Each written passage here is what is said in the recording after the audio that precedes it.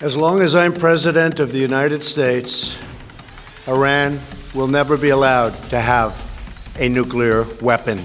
That is how United States President Donald Trump reacted to ballistic missile strikes carried out by Iran on 2 American air bases in Iraq. Trump also said that no American life was harmed in the attack. Iran's retaliatory action following the American airstrike that killed General Qassem Soleimani, the leader of Iran's elite Quds Force, has brought 2 arch-enemies in the most serious confrontation over the past 4 decades. But the big question is, how did we get here? Outlook explains.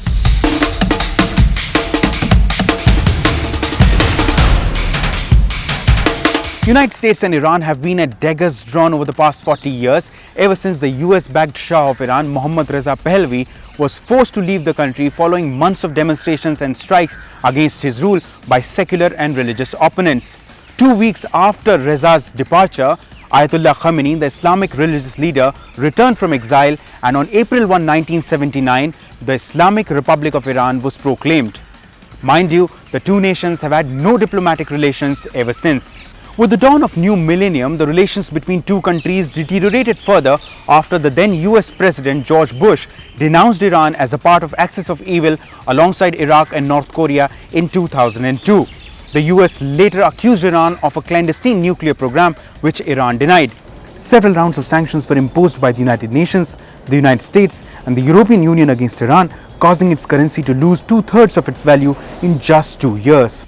In September 2013, Hassan Rouhani took to President's office in Iran and spoke to his American counterpart Barack Obama, which was the very first high-level conversation between the two countries in over 30 years.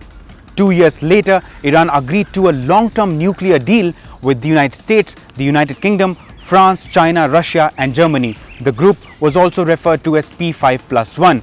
As a part of the deal, Iran agreed to limit its nuclear activities, allow international inspectors in return for lifting of crippling economic sanctions. But all this while, there was one man who vehemently opposed any engagement with the Islamic Republic.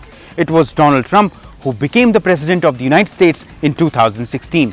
In May 2018, Trump's unilateral withdrawal from the nuclear deal and reinstatement of economic sanctions on Iran reinvigorated hostilities between the two arch-enemies.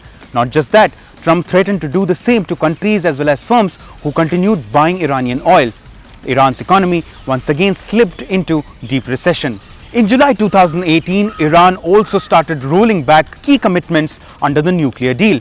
But it was the January 3 US airstrike near Baghdad's international airport that killed General Qassem Soleimani and led to Iran vowing harsh retaliation. In response, Donald Trump said that he had ordered killing of General Soleimani only to avert a major attack.